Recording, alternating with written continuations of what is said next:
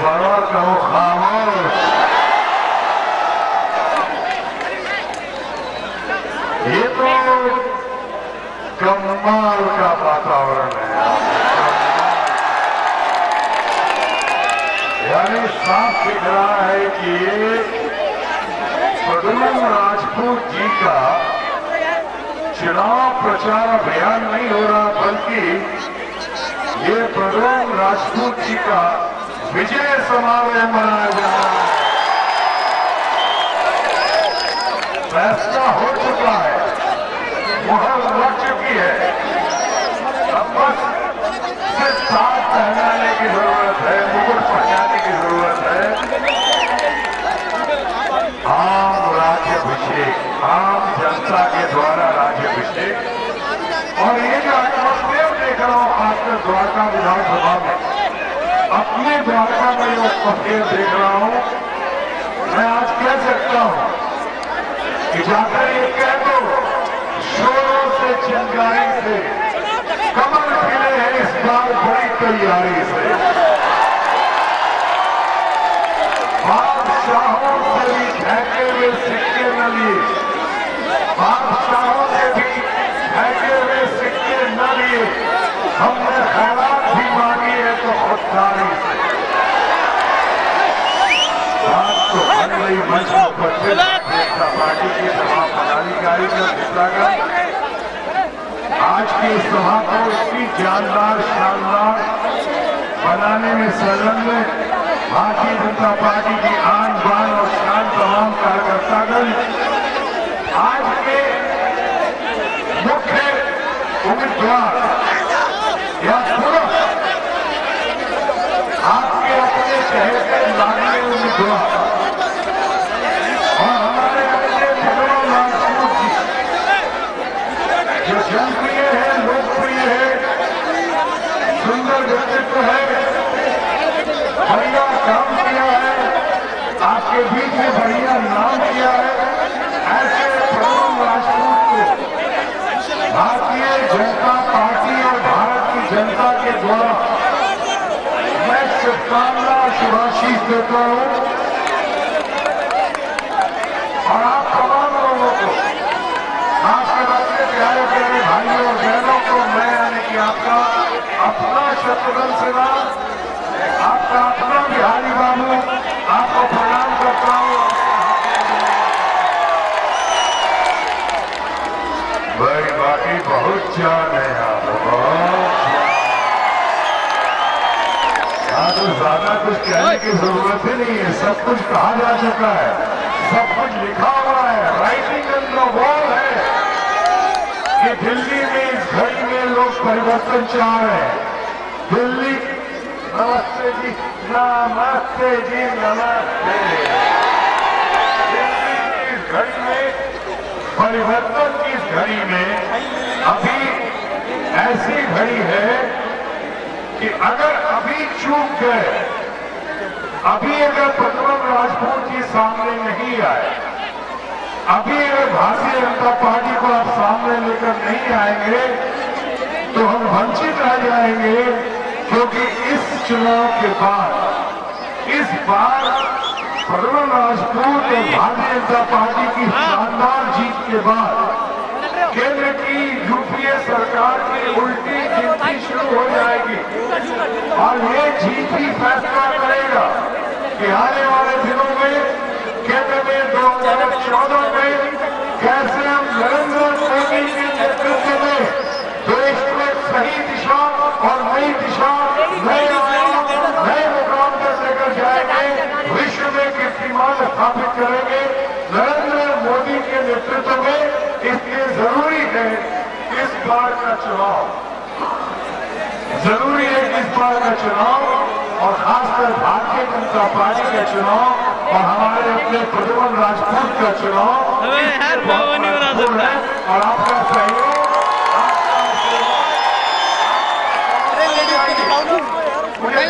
कहने की आवश्यकता नहीं है, लेकिन मुझे जब कहा गया कि द्वारका में अपने लोग इंतजार कर रहे हैं, तो आज ही मैं सही मायनों में चंद दिन पहले तक मेरी तबीयत खराब मैं अमेरिका गया था और यहाँ के यंगर जनरेशन को खासकर युवा पीढ़ी के लोगों को बताना चाहूंगा, बहुत ही खुशी का विषय है, गंभीर विषय था।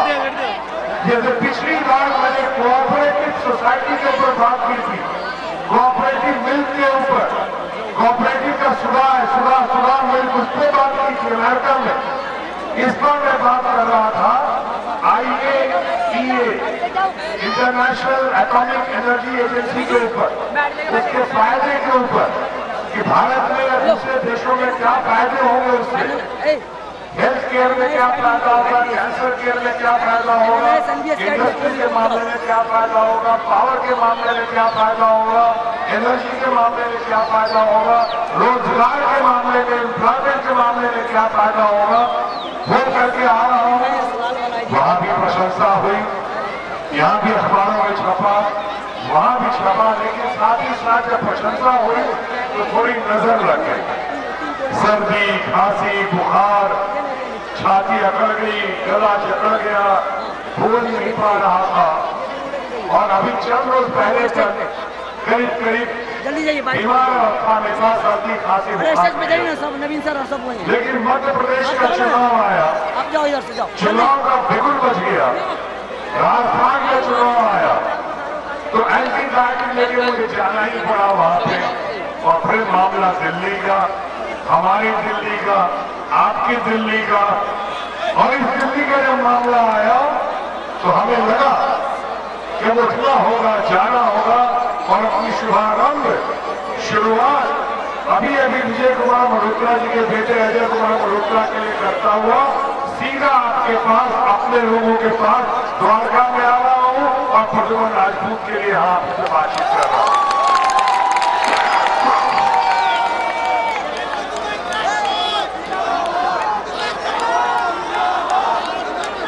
आपका थोड़ी हमारी राह अलग है।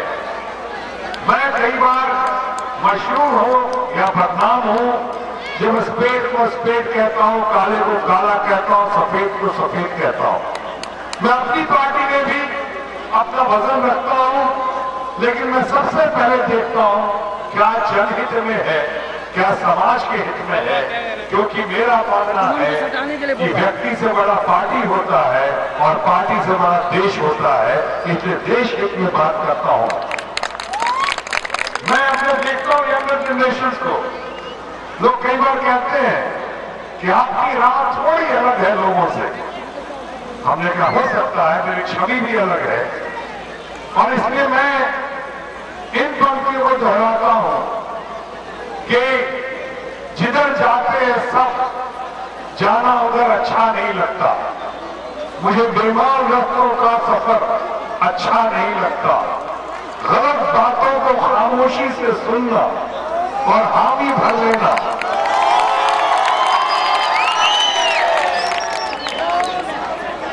गलत बातों को खामोशी से सुनना और हामी भर लेना, बहुत है फायदे इसमें, मगर अच्छा नहीं लगता। मुझे दुश्मन से भी खुददारी की उम्मीद रहती है, मुझे दुश्मन से भी खुददारी की उम्मीद रहती है। सर किसी का भी हो, कदमों में सर अच्छा नहीं लगता। मैं इसलिए ऐसे बातें कह रहा हूं आपसे कि मुझे देखो आप, मैं चुनाव नहीं लड़ रहा हूं। मैं चाहता तो मैं भी घर बैठ सकता था, अभी कहा कि तबीयत खराब है, लेकिन अपने लोगों का सिर्फ उत्साह ही नहीं, उत्साह भी है, प्यार भी है, और ऐसी चुनाव बनाम चुनौती घड़ी है कि जब मौका हम चूकना नहीं चाहते। एक एक वोट मायने रखता है, और आप मेरी बातों से सहमत हो, ये मैं कहूंगा सोच समझ के हो। मेरी बातों को मानना कतई जरूरी नहीं है, मेरी बातों को सिर्फ गौर से सुन लें। अगर आप उससे सहमत नहीं है तो कोई बात नहीं, हमारा और आपका रिश्ता अटूट है। मैं हर हाल में आपका हूं, आपका था और आपका ही रहूंगा।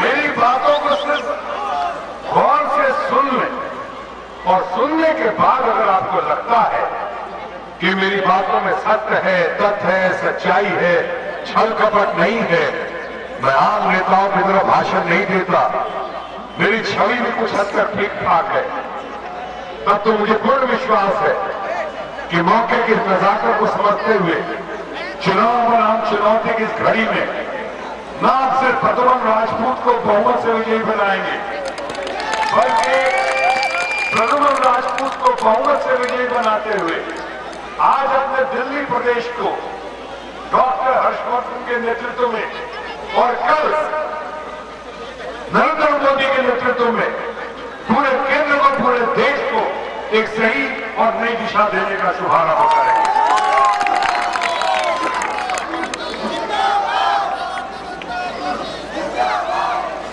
मुझे किसी से कोई शिकायत नहीं है, जो लोग हैं वो लोग भी अपने ही लोग हैं, कहीं ऐसे दूसरे समाज से नहीं आते हैं। इसलिए आपने गौर किया होगा मैंने अभी किसी का नाम नहीं लिया, मैं किसी पे टीका टिप्पणी क्या करूं। अब ये समाज है अपना, वो भी अपने परिवार के है, लेकिन हाँ जिनकी जिम्मेदारी रही, जिनकी जवाबदारी रही, जिनकी जवाबदेही रही, जिन्हें इतने सालों का मौका मिला, जो बातें करते गए, जमुना नदी को साफ करने का मामला हो, दिल्ली की गलियों को साफ करने का मामला हो, एजुकेशन का मामला हो कि हेल्थ का मामला हो, गरीबी हटाओ का मामला हो, दिल्ली की ऐसी दयनीय स्थिति करके रखती है जिन लोगों ने, तो ये मैं जरूर कहना चाहूंगा कि ताली कप्तान को मिलेगी तो काली भी कप्तान को ही मिलेगी। ताली कप्तान को तो काली कप्तान को लोकतांत्रिक तरीके से। आखिर किससे हिसाब किताब करें? ये चुनाव क्यों इतना अहम होता है? क्योंकि हम ऐसे किसी के जोर जुल्म का जवाब जोर जुल्म से नहीं दे सकते। हम किसी के ये कॉमनवेल्थ गेम्स हो कि रेल गेट हो कि खेल गेट हो कि गोल गेट हो कि ये घोटाले हो कि स्कैम्स हो कि भ्रष्टाचार की इंतहा हो कि सरकारी कागजात जो बात चले हैं, कौन मानेगा मैं जानना चाहता हूं। मैं बगैर नाम ये कहता हूं कि कोल गेट हो या रेल गेट हो या कॉमनवेल्थ गेम्स में धांधलियां हुई हैं, क्या हम मान लेंगे कि हमारे आदरणीय प्रधानमंत्री जी की जिम्मेदारी के बगैर, उनकी समझदारी के बगैर हुआ है? उन्हें इसका कोई पता नहीं है, वित्त मंत्री को कुछ पता नहीं, प्रधानमंत्री को कुछ पता नहीं। मैं भी मंत्री रह चुका हूं, अगर साइन करता हूं, दस्तखत करता हूं तो पूछ कर करता हूं, समझ कर करता हूं क्या है, क्यों हो रहा है, इसका बजट क्या है, इसका इम्प्लीकेशंस क्या होगा। ऐसा उन्होंने गोल गेट हो, रेल गेट हो, सारी चीजों की जानकारी रही है, लेकिन आज मौन व्रत धारण किया हुआ है कि बाकी लोग तो गड़बड़ कर रहे हैं और हम बिल्कुल दूध के धुले हुए हैं। चलिए हमें इस पर भी कुछ नहीं कहना है, जनता सब जानती है, लेकिन मुझे ये कहना है कि जब ताली कप्तान को मिलती है, गाली कप्तान को मिलती है, चुनाव की घड़ी में हम किसी का बुलेट का जवाब बुलेट से तो नहीं दे सकते। चुनाव की घड़ी होती है, फैसला करते हैं, जोर जुल्म का जवाब जोर जुल्म से नहीं दे सकते, चोट का जवाब हम चोट से नहीं दे सकते, लेकिन चुनाव की घड़ी में हम चोट का जवाब वोट से दे सकते हैं और बुलेट का जवाब मेहनत से दे सकते हैं। अच्छे लोगों के सामने आ सकते हैं और गलत लोगों की सत्ता के पत्ता को काट सकते हैं और हम कह सकते हैं अपने लोगों को, अच्छे लोगों को, आइए बात की जरूरत है, आप इसका जिम्मा लें, आप संभालें, आप आगे बढ़ाएं, आप चले। दूसरों को बहुत मौका मिला, अब आपकी बारी है, आप करके दिखाइए और अच्छा करेंगे तो आपको भी ताली मिलेगी, और कहीं अच्छा नहीं किया आपने तो अगली बार आपको भी कह दिया जाएगा खामोश।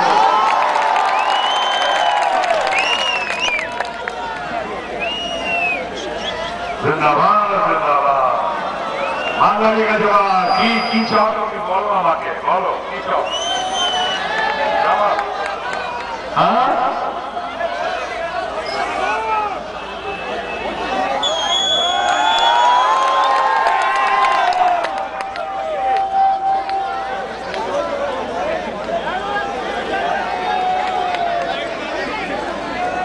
तो आप देख लो, ये बहुत अहम घड़ी है। ये कहते हैं तो हम जवाब दिए दे के पड़ी बोल डर के काम ना चली का बोला जोर से बोला खामोश। जरा गौर करना आप लोग। मैं इस समय आके अपनी एक जिम्मेदारी का, एक कर्तव्य का निर्वाह कर रहा हूं। मैं चाह रहा हूं, और अभी आपके सामने कहा मैंने कि मैं चाहता हूं कि लोग आए और अच्छे से आए, बहुमत से आए, ताकि हमारा मार्ग प्रशस्त करें। केंद्र का नरेंद्र मोदी को निमंत्रण दे रहे हैं। नरेंद्र मोदी की तरफ सबकी आंखें लगी हुई अपेक्षा से, सब देख रहा है कि देश का प्रधानमंत्री वो हो, ताकि देश को गरीबी से निजात मिले, बेरोजगारी से निजात मिले, देश प्रगति के और आर्थिक उन्नति के राह पे चले। उसके लिए जरूरी है कि दिल्ली में भी और दिल्ली प्रदेश में आपकी सरकार आए और भारतीय जनता पार्टी की सरकार आए, प्रद्युम्न जी की सरकार आए, हमारे विजय कुमार मल्होत्रा और डॉक्टर हर्षवर्धन की सरकार आए, तो चार लग जाएंगे, बराबर का तालमेल होगा। मैं इसी जिम्मेदारी और सिर्फ जवाबदेही के साथ आपके सामने आया हूं। मेरा अपना कोई निजी लाभ या निजी स्वार्थ नहीं है। मैं चाह रहा हूं कि हाँ, लेकिन हाँ, जैसा मैंने कहा कि सत्ता किसी की जागीर नहीं है। अगर ये लोग भी अच्छा काम नहीं करते, अगर हम लोग भी अच्छा काम नहीं करते, हालांकि ऐसा होगा नहीं, हम करेंगे, अच्छा करेंगे, तो हमारे पास नेतृत्व है हर्षवर्धन का, हमारे पास नेतृत्व है नरेंद्र मोदी का, हमारे पास नेतृत्व है अटल बिहारी वाजपेयी जी का, लाल कृष्ण आडवाणी का। हम जरूर बहुत अच्छा करेंगे, लेकिन किसी कारणवश अगर हम भी अच्छा नहीं करते हैं तो जनता को पूरा अधिकार होना चाहिए हमारी सत्ता को भी उखाड़ कर फेंक देने का। जनता किसी की जागीर नहीं है। इसलिए मैं कह रहा हूं, बहुत बोल रहा, इसीलिए अरे तुम्हें অনেক বলছো আমার সঙ্গে ঠাট্টা করছো আমার সঙ্গে, इसीलिए मैं कह रहा हूं कि जरा गौर करना। मेरी बातों का शीर्षक होता है food for thought. Food for thought यानी कि मानसिक आहार। सिर्फ मेरी बातों पर गौर करना, और आपको लगता है कि मैं